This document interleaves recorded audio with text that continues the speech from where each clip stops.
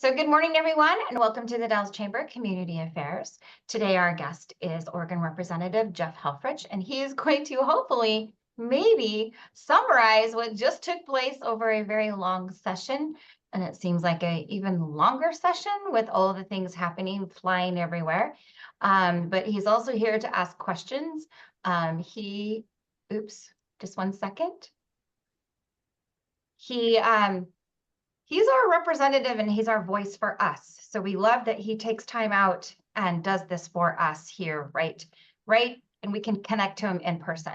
But before we begin that, I'm going to go around the screen and have everybody introduce themselves and what organization they represent. I'm going to start with the retired Dan spots, but we'll go ahead and start with Dan, and then I'll go around the screen and call on you and just literally say who you are and what organization you are representing here, and then we will go ahead and give the floor to Jeff. So Dan. Thank you, Lisa. Dan Spots, retired. Jan Oldenburg. I'm retired, but I volunteer for a couple of organizations here. The Fort, the Dalles Fort and Museum, the Beautification Committee, and also I volunteer for the Salvation Army Food Bank. Awesome, and thank you for your service with all of those. Jacob. He's actually looks like his is froze. Jacob Anderson. Yes, my computer froze, so I jumped on my phone. I'm the new Economic Development Officer for the City of the Dalles. Awesome, thank you. Corliss. Good morning, everyone. Corliss Marsh. I'm the Habitat for Humanity, the library, the senior center, and the college foundation. And I also volunteer at a food pantry. Thank you. Scott. Good morning, everyone. Scott McKay, Community Liaison for Circles of Care here in the Dalles that connects older adults with volunteers. I just have to say to Dan that enjoy this gap year, this year after your retirement, because eventually you'll be as busy as you were when you were working. So just, you gotta take care of yourself. So, Good point. I should mention that I'll probably be representing a local organization before long, but that's still pending. We knew that he didn't know how I tried. All right. I believe, is it pronounced Misa? It is. And I'm Misa Olson. I work for vocational rehabilitation on their workforce and business team. And I cover part of the Gorge, all of the central corridor of Oregon, as well as most of Southern Oregon. Well, welcome and thank you for being here. Brian? Brian Tuck, Loyal Order of Retired Grandparents. And Scott, yes, you do get busier. I always wonder how was I able to work, with all the things you do when you're retired. So anyway, enjoying retirement and glad Dan has become one of our members here. So Thank you, Brian. Tanya. Hi, Tanya Brumley with Northwest Natural. Good morning. Thank you. Jennifer, did you want to introduce yourself? There you go. You're on mute. Dang, love technology. Jennifer Zimmerly, Adventist Health Columbia Gorge, Marketing and Communications. And just in case anybody knows anybody who's been affected by the fire, we're still doing our fire relief at the food bank Wednesdays from 2 p.m. to 4 p.m. If you know anybody who needs some basic supplies or air purifiers, is one of our more popular things that we're handing out. We're more than welcome to have people come by. That's great to know. I will add that to the fire website that I've been doing. So thank you. Nicholas, would you like to pop and introduce yourself? Happy to do it. Nicholas Ruiz Anderson, Chief of Staff to State Representative Jeff Helfrich. Thank you. Appreciate that. And Rob, where did you go? I'm here. Hey, Rob here at Mid-Columbia Senior Center in the Dalles. And I haven't been on for a long time, have I? I've forgotten how this works, so I've been busy. But there's lots going on at the Senior Center. We have a big Cherry City Bazaar happening this weekend on Saturday, and it's inside the building and in the parking lot. So if you have time, come by and see the vendors and spend a little money. And the senior center is not actually running this show. The gals who normally rent our basement are doing the Cherry City group. Anyway, come on down and check us out, and come for other reasons too, like fun. Thank you so much. All right, I believe I've grabbed everybody that is visible. I do have somebody on that says iPhone 5. If you want to introduce yourself, you are more than welcome to. Or is that that might be Jacob's phone. So since he's, yeah. All right, we're gonna go and turn this over to Jeff. For those of you who don't know me, I'm Lisa with the Dalles Area Chamber, and we do this every week with different guests. We love it because it's gives us an inside scoop as to what's really happening, but we also get to have conversation with every one of these people right here at this moment. So Jeff, I'm gonna give it over to you. Hey, thank you. I appreciate it.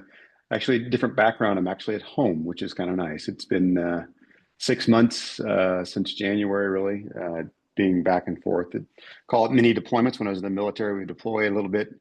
I kind of counted up the hours for me, and I'd leave on a Sunday night about 4 in the afternoon, 5 in the afternoon, and then get to Salem, and then was hopefully home by 9 o'clock Thursday night that week. And so it has taken a lot on Shauna's shoulders to keep the house moving forward and doing everything. And so now I'm got a big honey-do list that I'm working on every day. So we're working through that. So the house is quiet, the kids are asleep, so I'm happy about that. So all that said is the updates that I have so far to this point.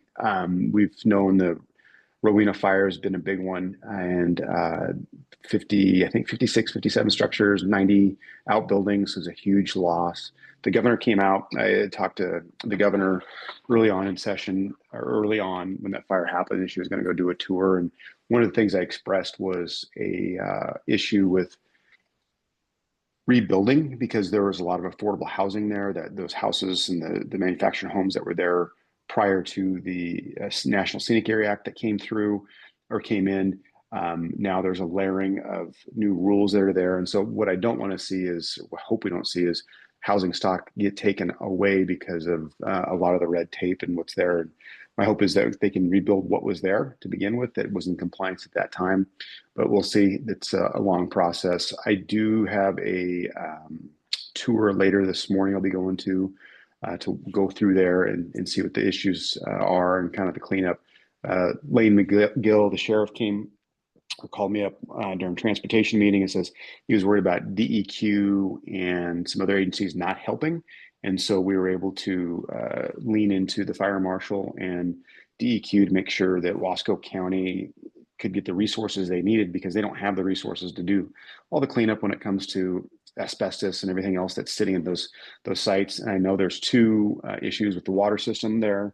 They have to figure out what's going on with that and have to get some dollars to get some of these residents the two water systems there on the Dalles watershed water for drinking water. So working with that. What I do know is Representative Marsh, who's the chair of housing, she has experienced a lot of wildfire loss down in her neck of the woods in Southern Oregon. And so there's been a couple of bills that she's been got involved with for recovery. And so we're working with her office to figure out what legislation's been passed and how it helped her community, how we can bring those resources to bear in Rowena. So there's that. What else is there? I'm kind of looking through my notes because I've kind of had a down week, which has been kind of nice. I kind of mentioned it just a minute ago, but the bureaucracy, the red tape, I think is really something that's I hope that we can get past, but I know there's a lot of different interest groups that are out there and want to see certain things. And I get and understand that, but we have to have housing for people. And if people have lost their homes, it's a bad thing. It's not a good thing. And so we got to figure out how we can get them back housed and homed. And hopefully those lots don't turn into some person from another state to buy them up and put a bunch of expensive homes on there that people can't afford. So with that, I know the cherry growers have a situation with the labor force.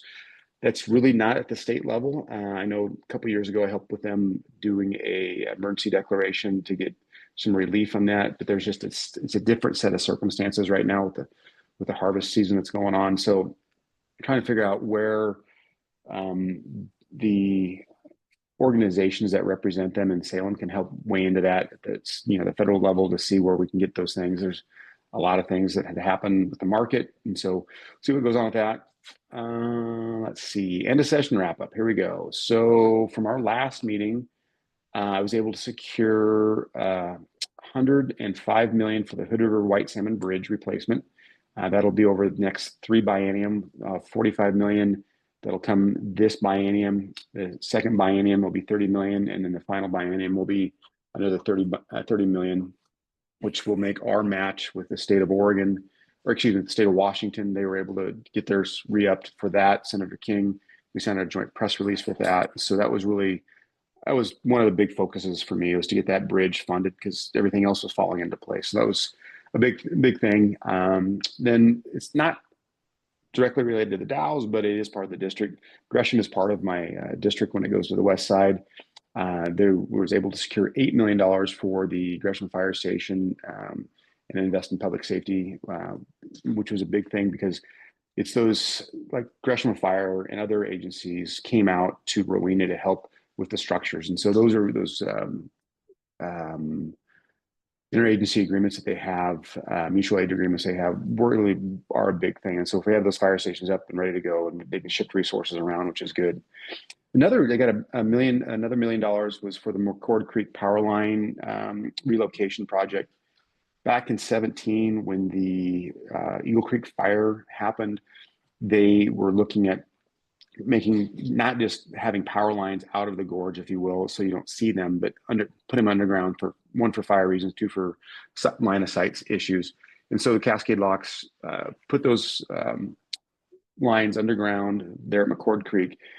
And then that's when ODOT redid stuff. And so then ODOT decides to come in later and says, hey, we're going to rebuild the bridge. You need to take those lines out and then put them back in. It's all at your cost. It's like, well, you told us we had to do this. And then, you know, now you tell us we have to do it again, and we have to pay for it, when that wasn't part of the original compromise that they came up with. So able to get them some money to help with that, because they are their own electrical department, and they have their own sell electricity, and they just don't have a lot of infrastructure and a lot of resources to do that. So able to help them with that. And then one of the other things that came through was the Mount Hood Cultural Center and expansion that allowed preservation of the heritage of the Mount Hood Museum. And that was able to get them some startup money to expand their operations, which is pretty good.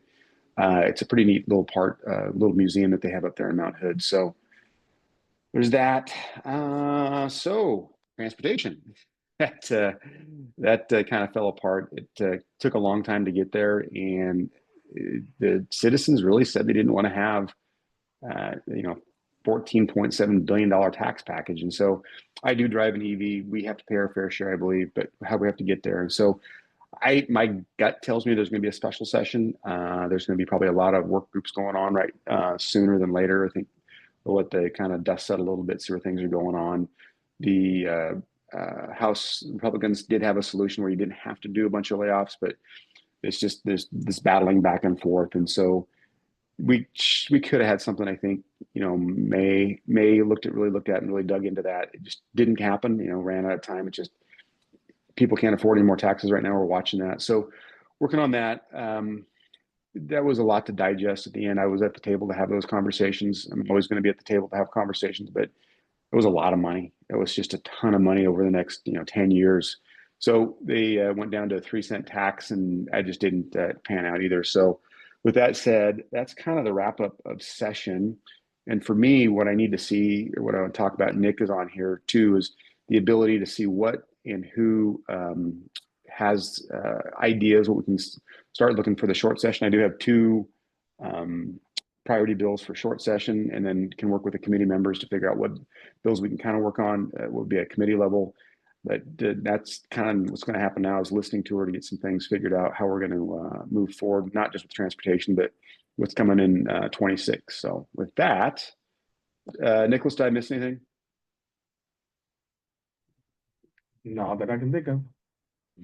There we go. He briefed me up really well for this meeting. So, Lisa, what do you got for us? What do you got for me anyway?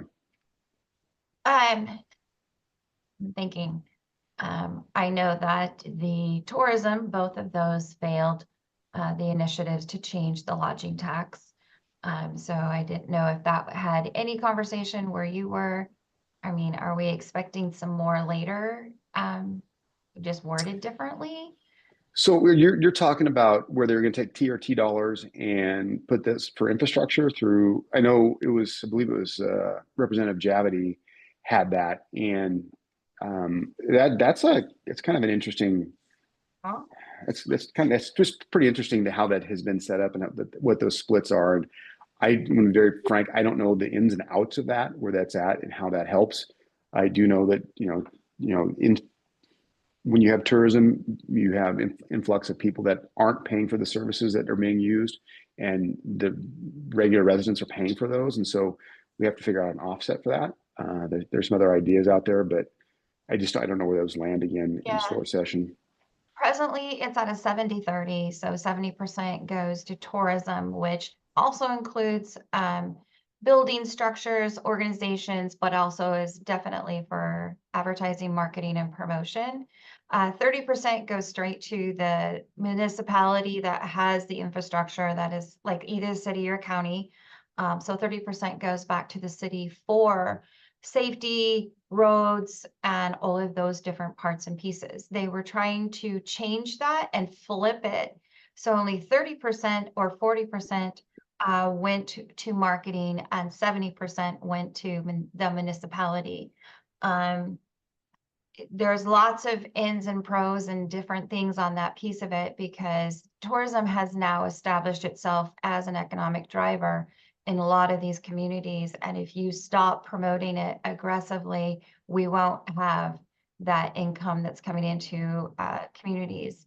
I don't think people are aware that sometimes communities, they're creating several millions of dollars in just the TRT tax.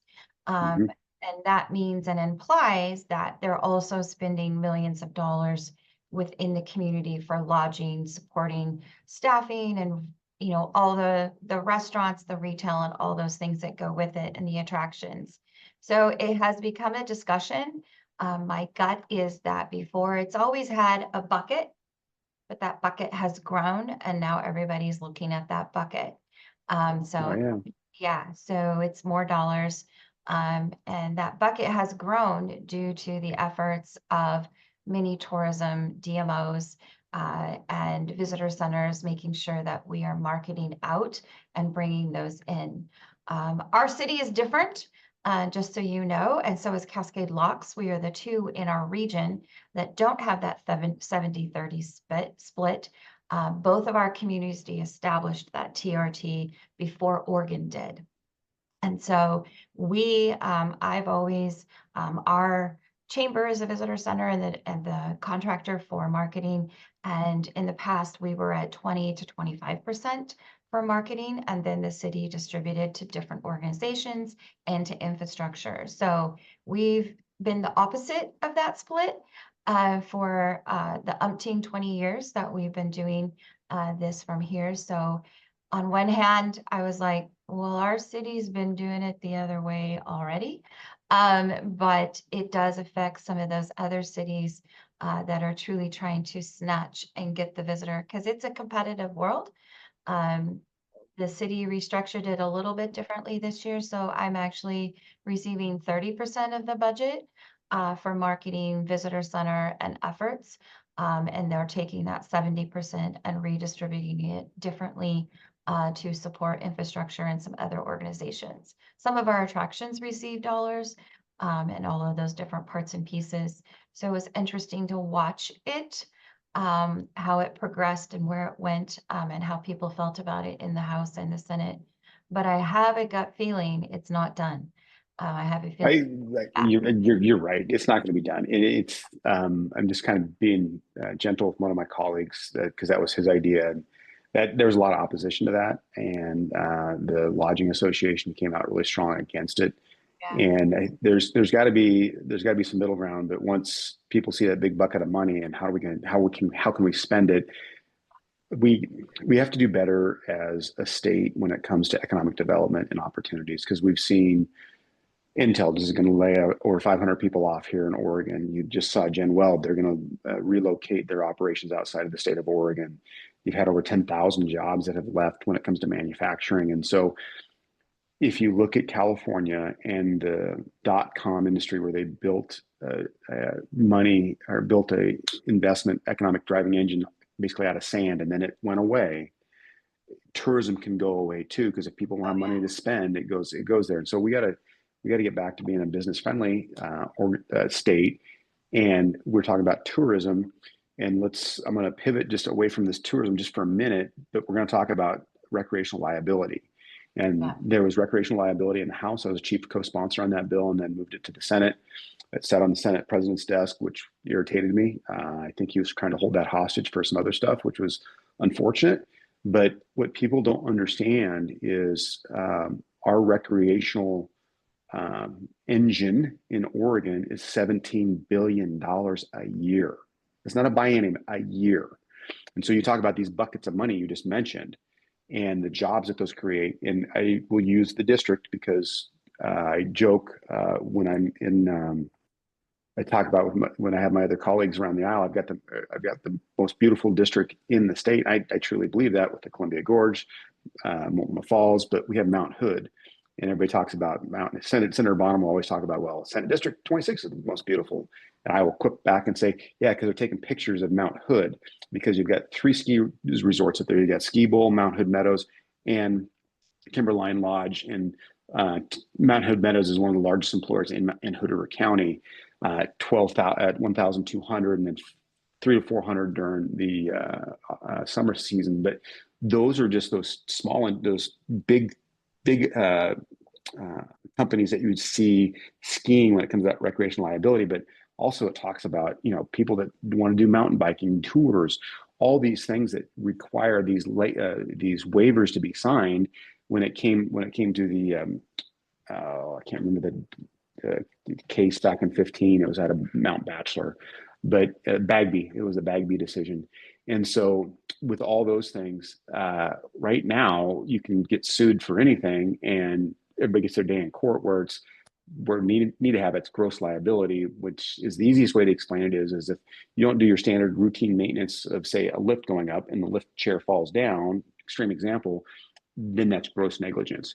But if you ski beyond your capabilities and you decide to go down a black diamond, the trial attorneys believe that it is your constitutional, you should be able to sue, because there wasn't somebody there saying, stop, are you okay to ski down this, when it's clearly marked that it's black diamond, and you have to have some personal responsibility in that. And so that's kind of where everything's gone to, and it's unfortunate. And so that's one of the things I think we come back to in short session, is dealing with that. But that goes back to your point of the tourism here. If we are a recreation industry or recreational state, I mean, it's wine tasting, all those things, those are all part of that. But there's so much more that goes along with that. River rafting is a big one too. So all that said, those are the things that are important. That I know people have gone after those TRT dollars before. That bucket gets bigger and bigger, and people get thirsty. It's like, oh, we can spend this money. It's like, well, that money's meant for certain things, and if we're not spending it right when it comes to tourism, getting people in town. But the other part is the infrastructure is being taxed too, when you have a lot of influx of people coming in the coastal regions where they don't have a lot of their resources. Timber's gone now. We've lost 5 or 6 timber mills, lumber mills now. We've lost, the fishing industry has been decimated. So all those things in those coastal communities where those driving economic forces are there are now gone. So you get you've got the corporate activities tax, you've got the payroll tax, you've got all these taxes that are coming in, and businesses are like packing up and leaving, and it's unfortunate. So there's the Portland doom loop, which is it's a real thing, and it's affecting the rest of the state. So we have to figure out how do we get better at it. And I've taken the mayor of Portland to task on a couple of different things, and they're like, well, it's just the way we have to do it. It's like, you can't keep doing it the same way. You got to do things different. So anyway, that's my rant. No, I agree. I think there needs to be a lot of discussion at the table You know, it is hard. It takes a lot to do that and make sure it's smart tourism. I don't think people realize what that actually means. Making sure that we're bringing in the right people so that our lands and all of our recreation is also preserved so that Right. our locals can enjoy it too. So there's a lot of discussion, and I think it needs to happen at many tables, not just in Salem, before they can come up with a great formula. So No, and you mentioned it, right? What our locals can use and enjoy the land, and these opportunities too. It's like for those who don't know, Sean and I, she's from the Dalles, but we live in Hood River, and I avoid the waterfront and the businesses downtown during the summer influx of people because it's just packed with people. I'm like, it is time to go somewhere else for a couple of months and just kind of go visit other places. But I love living here. It's a great scenery, great place to live, just like it is in the Dalles and everywhere else. But all the people coming in, all their problems coming in too. It's like, oh boy, here we go. So it's double-edged sword. yeah, no, I agree. All right, Well, sorry about we're on rants. There we go. What else you got? Dan, you have a question? You can change the topic. Yeah, I'm going to change the topic. I wish it were something happier, but it needs to be brought up. Jeff, on the federal level and impact on state. Medical, for one thing, impact on hospitals, Medicaid cuts, and then also FEMA. It looks like we're dumping all the responsibility on states for emergency management. Those two issues, what are you hearing? Is there any movement toward some sort of maybe a regional response, Oregon, Washington, California? I don't know, but we're looking at on the hospital side, huge challenges here. I mean, there's talk about this $50 billion fund for hospitals to tap into. That's going to be gone in a heartbeat. So what's the latest? What are you hearing? So I wish I would have taken better notes. Congressman Bentz came to talk to the House caucus probably a week before session ended, right around in there, and he addressed that. I just can't remember exactly where he said where the things were at. So I can go back to the congressman and his staff, and I'll have Nick reach back out to them to come up with to answer those questions. The FEMA, it's just, I think you're just going to kind of wait and see the bills passed. We got to figure out what that looks like, how the grants happen, and then where those drivers come from. But I have not heard anything really because, to be very frank, I've been disconnected for the last 2 weeks since session ended, just trying to get back to the family. So that's just where I'm at right now. But I'll have Nick and I will figure out, reach back and see what we can come up with for some answers for you. Understood, Jeff. Anything that we can be doing at the local level, we'll stand by for now. But okay, I'm private citizen now, so I can say it. I cannot understand the thinking of Bentz and also Newhouse on the Washington side voting for this damn thing, because it is going to drastically affect their constituents. And there's no good coming out of it, no good whatsoever. So anything we can do to assist, to help. As I said, I'm not volunteering quite yet on an organization that's going to have a role in this, but I will be very, very soon. And I look forward to keeping in touch. Appreciate all you do. Yeah, you needed that break after this session, Jeff. You get some time down, all right? Take care of yourself. We need you. We need you. Thanks. And this is Brian Tuck. I would second what Dan said concerning like with FEMA. I mean, if when we have the earthquake, because OSU is definitely predicting that, within the next several years, if the states like Oregon is responsible for their own, cleanup and putting the state back together, there's no way you guys can do that. You don't have the money to do that or the the infrastructure to handle it. And so I guess really concerned that if FEMA is going away, which, you're seeing that in the East now with their limited response. Are you guys kind of taking this bull by the horns here and trying to figure out what we're going to do when something happens? I mean, so we've staffed it. The Office of Emergency Management's budget was fully funded. That was one of the things. I'm on Ways and Means Public Safety Subcommittee, and that was fully funded. They do have their operations. They're expanding them. Nick and I went on a tour of their I guess, headquarters, if you will, their main building that's down in Salem, but they have the satellite offices. And when they had the flooding out in Eastern Oregon, they did a really good job. They did a really good job addressing those issues, addressing that The big one's always going to happen. It's always looming out there. They're talking about all these earthquakes around Mount Rainier right now, and so we live in those areas. I know we're fully funded. We've tried to fully fund them as much as we can, plus the Department of the Military, which helps in those operations. At the federal level, I just don't know what dollars are going to be available and where they're at and how they step in and figure that out. But I think part of it though is, if the dollars can be there, it's the local controls where it makes a difference, not having somebody back in DC saying, oh, we're going to send it here or send it there. If they're able to get the dollars to these local places that show that they're using those dollars wisely, then I think that I think is kind of where it ends up at, honestly, is what my gut tells me. But I have nothing to articulate to you that says I've seen that in writing. But I believe that the letting local control happen more and more is what you're going to see out of this current administration in DC.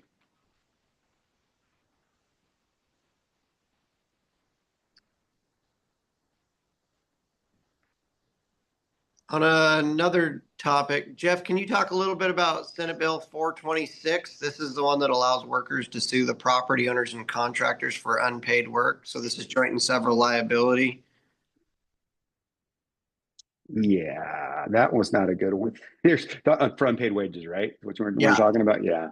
So Association of General Contractors and the others. So if you don't know what that bill is, what that actually means. And so if you're a general contractor and you're a sub, and the general contractor hires the sub to do work, and that subcontractor doesn't pay its employees, the general contractor is responsible for paying those wages, even though they've paid the sub.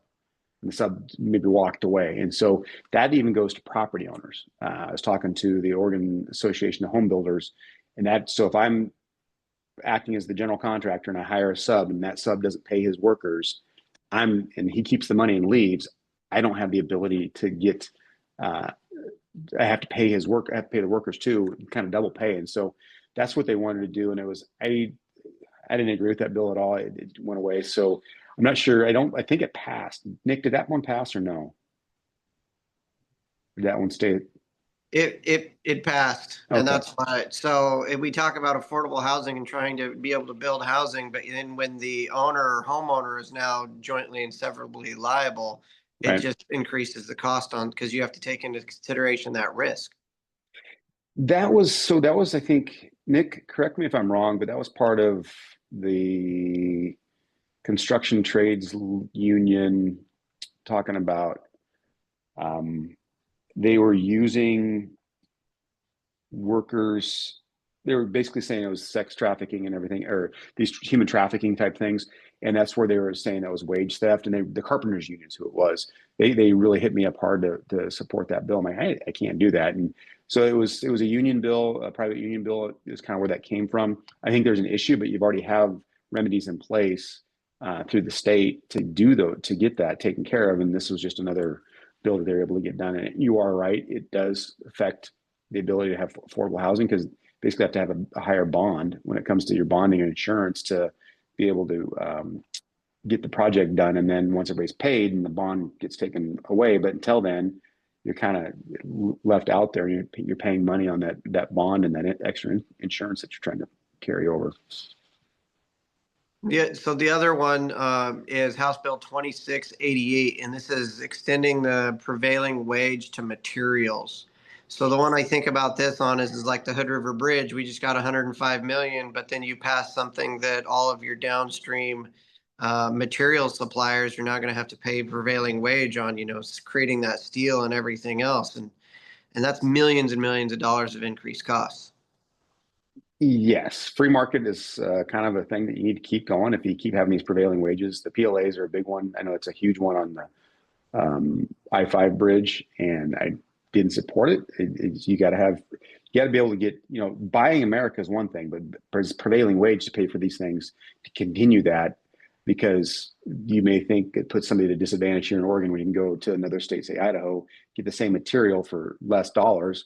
I'm going to go spend less dollars and it's the same quality in construction. Why not? And so that's kind of, you have to be competitive in your workplaces. So the only other one I wanted to ask you about is House Bill 3546, the Power Act. And this one hits the Dalles because it creates a separate utility rate class for data centers. Yep. I was a no on that one too. I could talk to Google and said, why don't you just go buy one of those small nuclear reactors and just don't dial into the power grid and call it good. And they're like, well, we shouldn't really. They're going to try to price you out of here. And if nothing else, they're going to take their marbles and go across the river and start building new data centers in Washington or some other places that they can get a cheaper power source, but yet still supply what they need, the cloud and everything else that they've got going on. So that was opposition to that too. But when you're the minority party, you can only do so much. Yeah.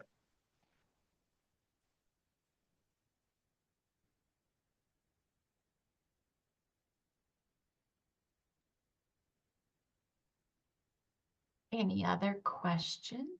Great questions. Jeff, this is Scott, and a couple of things. I really appreciate the fact that you have participated in our community affairs, not just once during this legislative session, but several times. I really appreciate the updates and your commitment to the Dalles area. Yep. But I know one of your primary areas is public safety. Has there been any significant bills passed or anything addressing public safety, the area that I believe you're really interested in? So one of them that I was trying to get passed, and unfortunately the chair didn't like it, was a pill press bill. And so what a pill press is it's pretty self-explanatory. You have a mechanism that will create a pill, press it into a pill form. And so if you look at the fentanyl deaths and how things have happened with that and the surge of that drug, these pills will look like regular pills that you can buy at a pharmacy. People sell them on the street, but they will put fentanyl in them, and then you don't know what you're getting, and then they die. I mean, people can die from overdose. That's kind of the simplest way to do it. The chair, Krupp, didn't want. He's also the one that didn't want to pass the recreational liability, also because the law firm he works for, I think he has a conflict of interest with. But to that point, he didn't think it was needed. Because these pill presses could be used for other things. Like, no, if you have your pill press registered for whatever, say you herbs or whatever it is, but you're making these things here, it's just a way to upcharge somebody that's trying to sell drugs, manufacture them, and do them. So I tried getting that across the line. That didn't happen, but we were able to fully fund OSP, which is a big thing for the Dalles and the freeway there, because it's not having enough troopers out there to patrol on the freeway. And fish and game was a big thing. So that was one of the bigger things that we were able to get done. Public safety bills specifically, there wasn't a lot out there for that. We've had some drug stuff that I was trying to follow up on Measure 110. The pushback I got from Chair Krupp, who's on judiciary, was, well, that wasn't in the initial negotiations for the 110 reforms. And so we just seem to think it needs to be done. I'm just like, I don't get it. You just because they made the deal last time, they don't have to do anything else to improve stuff. So there's those things. Where I want to see public safety improve is getting the dollars locally to you guys when it comes to like the resolution center, where you can actually get treatment first and get the people treated. It doesn't always have to go to jail first, but you have to have the ability for the carrot and the stick. Here's what's going to happen if you don't. If you do, this is what can happen. And so those are those things I really truly believe in. And that funding, because of the way the budget has been set, a lot of those programs continued, but they didn't get to have extra funding. And so we'll see what the next economic forecast looks like, and see if there's going to be any budget readjustments coming into short session. Can you talk a little bit more about the resolution center? It seems like it fell apart because there's going to be more than 15 beds, and it's been in the newspaper, and that way they couldn't get grant dollars to go along with it. To me, it sounds like the only way to fix that is through legislation. I wasn't aware that there was a cap on the beds, so I'll have to look into that. I'll see. I'm going to go see here, like, what is it, 9 o'clock? Yeah, 9 o'clock I'll be in the Dalles, so I'll talk to Sheriff McGill, because I know he was really taking the lead on that. The county was obviously taking the lead on that. So I will ask that question. Thanks.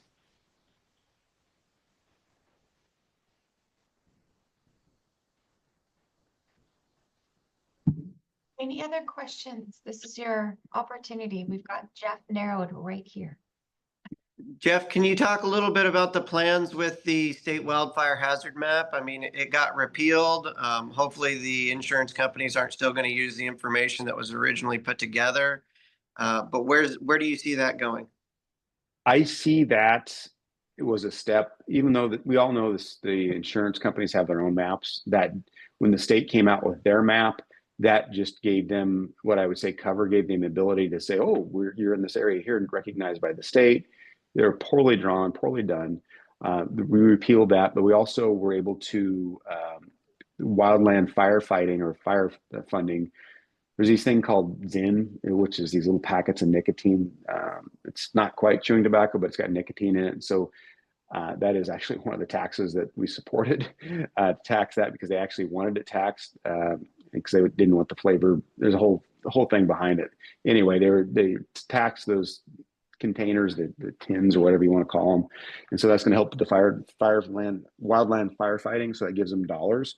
There's going to be more dollars, but it was a good start to help keep them in a projected way to keep keep dollars for funding. So the maps, I don't know if the Bureau of Insurance or the insurance people, state people are where they're going to be at to push back on the insurance companies if they're canceling people without really good information. I know Shauna's dad lives up there off Browns Creek, and he got notice that he wasn't going to get his insurance wasn't going to be renewed. And so I've gotten a few people calling in the office about that and seeing if we can lean into that. I just don't have enough information right now to say, here's how we can hold the insurance companies accountable for not wanting to insure. But I do know insurance companies are pulling out, just like back to the liability waivers. The company that insured Mount Hood Meadows, Timberline, Willamette Pass, missing the other one up there, Ski Bowl, they all received notice that their insurance is being canceled for recreational liability because of the way the lawsuits happen. So they're going to be pulling out. So that was why the big push, that recreational liability bill. So they've lost their insurance too. So it's just not fire. It's everything in the state that seems like they're going other places because they've watched in California how they've just had to pay out so much and they can't keep afloat, if you will. So it's a bigger problem that it's not my wheelhouse, but I understand where you're coming from, and we're trying to figure that out. Do you see any chance that the state will have to create their own insurance program for all these rural residents that they have no access to insurance any longer? I know there was talks about that. What that was, I don't know where those ended up at and what that looks like. But if the state starts getting into the business of doing these things too, the state hasn't done a really good job of being good stewards of public dollars sometimes on some stuff. And look at ODOT right now. So I would have to have some serious sideboards on that to get that going.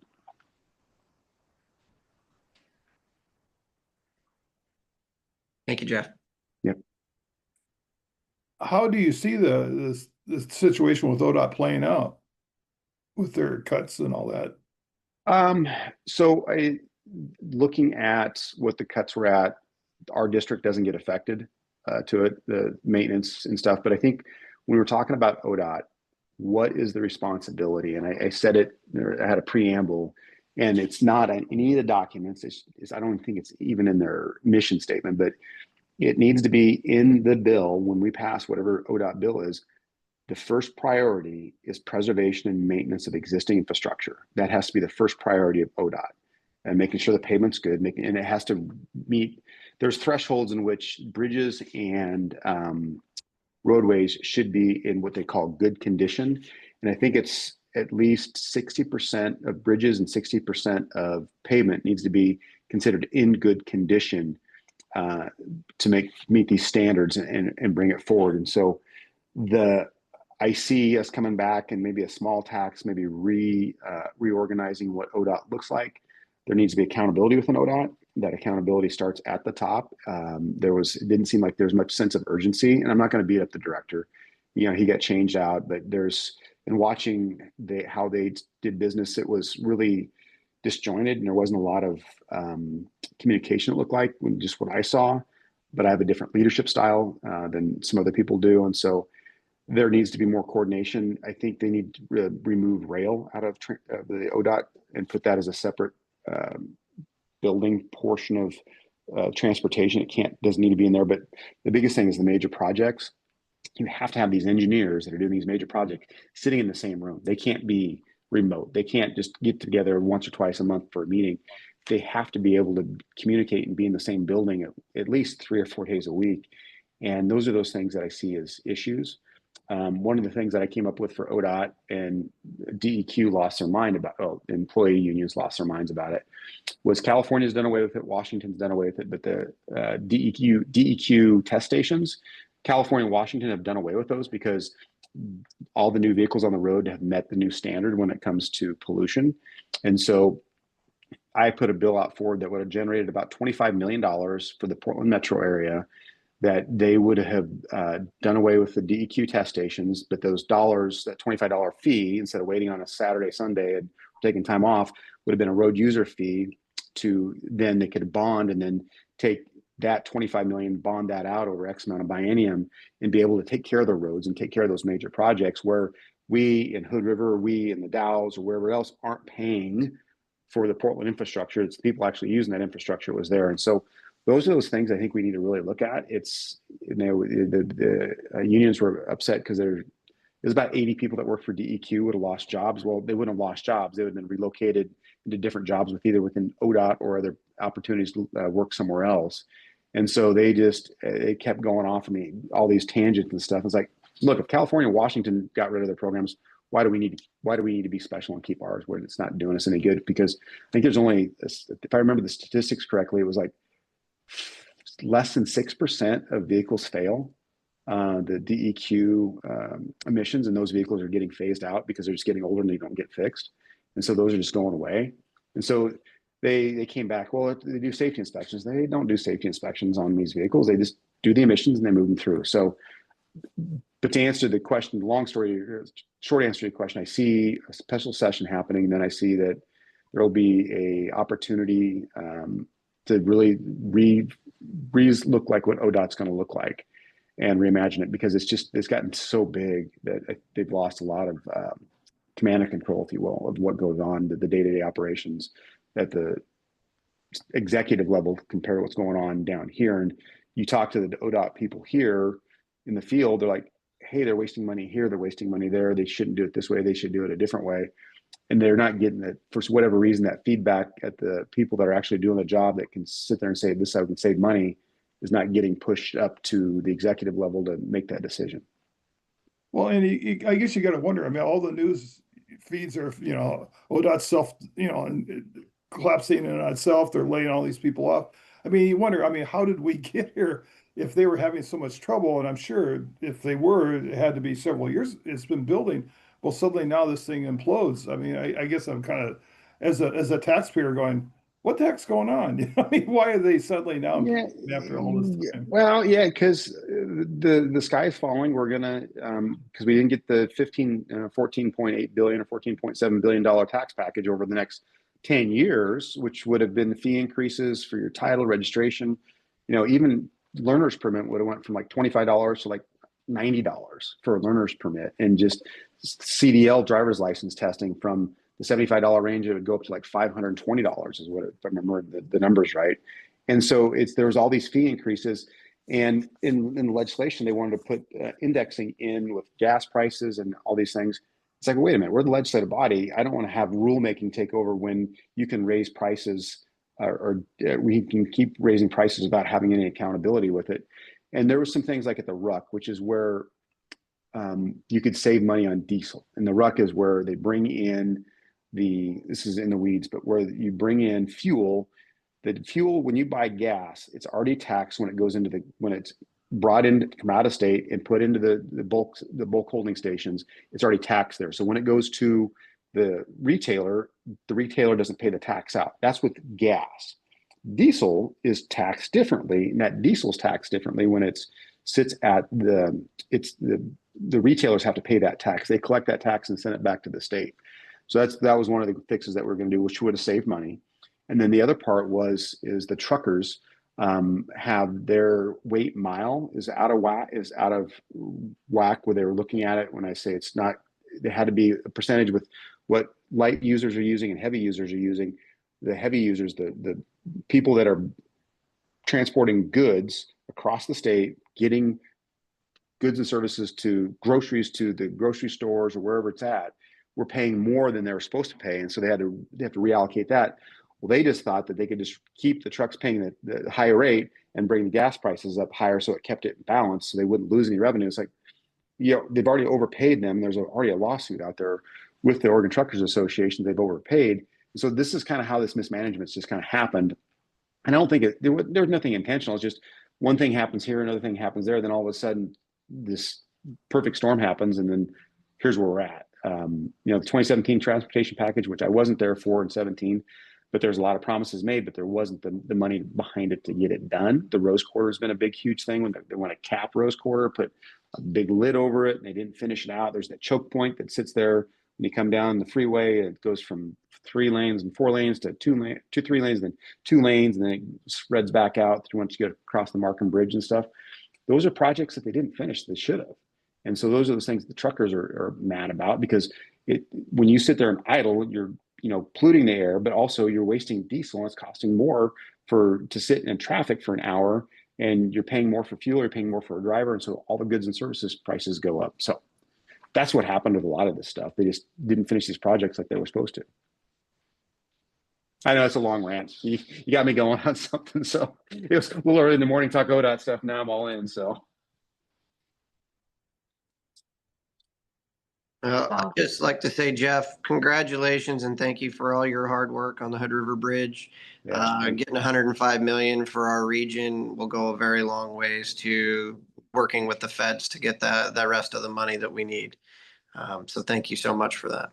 And it was people were laughing at me. I mean, I put out my press release kind of quick, like they thought I was spending too much time in the sun on the river when I was trying to get that money across. I knew it was now or never, and I pushed hard into those things to get stuff done, and it was a heavy lift, but I worked a lot behind the scenes. I wasn't out in front, you know, rah and stuff. I just was really working hard to get some things done, and it worked out, and I appreciate that. So, but you know, it's not just here. You know, I think I roughly 115, 116 million is what we were able to bring back to the district, which is a big deal.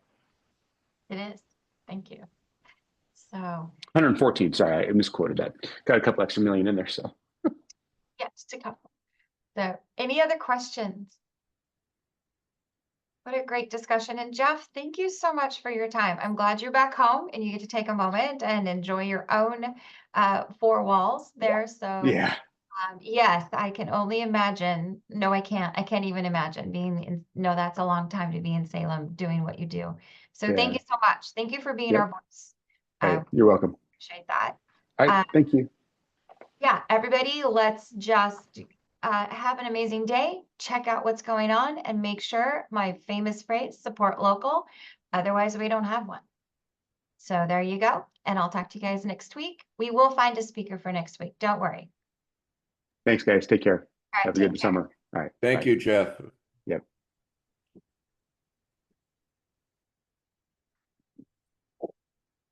I was on a meeting, a Zoom call.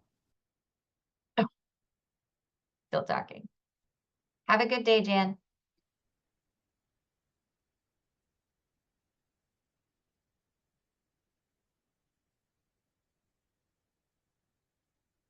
Hey, Lisa, mainly I just wanted to catch up and see if we could get something on the calendar to talk about community affairs. I'd like to, you know, definitely follow up on our discussions and just kind of logistics, you know, how do we do it, when, stuff like that. Maybe find some time next week or something. Hey, Jan, to the far right on the bottom, there should be a little hexagon type of a thing that says end. You're unmuted, so should be able just to, or go up to the top of your screen to the X and just exit. Hit that X at the very top of your window and just click that. There we go. Here we go. So, all All right, so let's start over. I was really trying to get her off just because. Yeah, I know, and I didn't want to get into details there. No, just mainly I was wondering if we could get something on the calendar to sit down and talk about logistics on community affairs. You know, Yes, I I am here this month. what's say? I said, I'm in town and at the office this month. Are you Um, okay? It's been crazy because I've been handling my mom and all of those logistics. She is moving to Zillow, Washington from Georgia. Oh, Um, golly. she closes her house that she just purchased on the 21st of this month. I go over on the 25th to direct the moving van to the rooms they're supposed to be. And then she'll be unpacking and moving. So I've been trying to do those logistics and I've had lots of family between June 1 and yesterday. Yeah, I can only imagine, Lisa. So I'm ready to be at work all month. So and then we just finished the interviews for the tourism coordinator, because as you know, we get to do that. And Yeah. also, you know that we're under the microscope and being questioned on our abilities. But yeah, How so about yeah, totally get it. I just want to honor, I said that I would take this on and yeah. I definitely want to.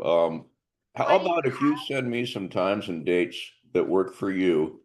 Because okay? I assure you my schedule is a whole lot more open than yours is. And So here's what I may do, Dan, is I'll send you an email and underneath my signature, it says bookings. okay, That just book a 60-minute, the 1 hour, even if we don't take an hour, just book one. And then just let me know if it's in my office or by phone.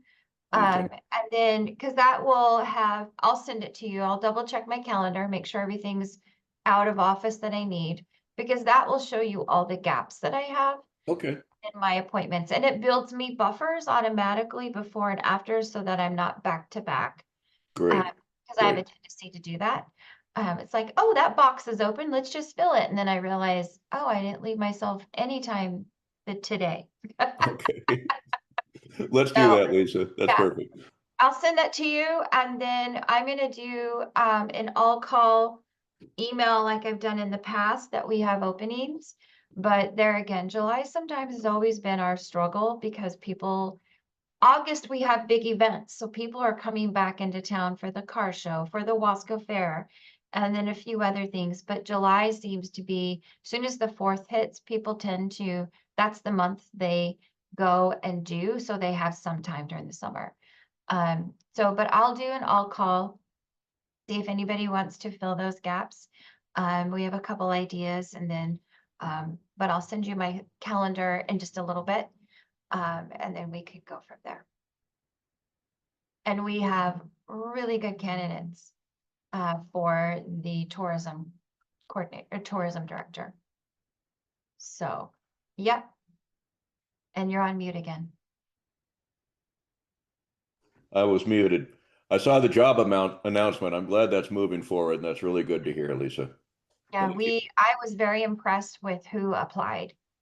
I have 3 that are top notch. Even the next 4 all could have done this job. Yeah, very So it did my heart good to see such good professional, very capable and skilled people applying for this job. So excellent. yeah. Excellent. So, but I'll keep you posted on that, but I will send you my calendar here in just a bit. And then, like I said, you'll probably see an email later today inviting people to sign up to be speakers. Sounds good. Sounds good. Yeah. Thank you, Lisa. Up- Enjoy your day over there. Hopefully, are you staying home all day today? No, I have to be in Goldendale this afternoon. Oh, So, okay. yeah.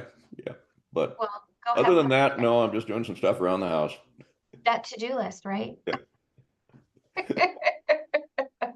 All right. Well, you take care and I'll be in touch just a little bit. Thank you, Lisa. You too. Good luck All with right. everything. All Okay. right. Thank you. Bye. Bye-bye.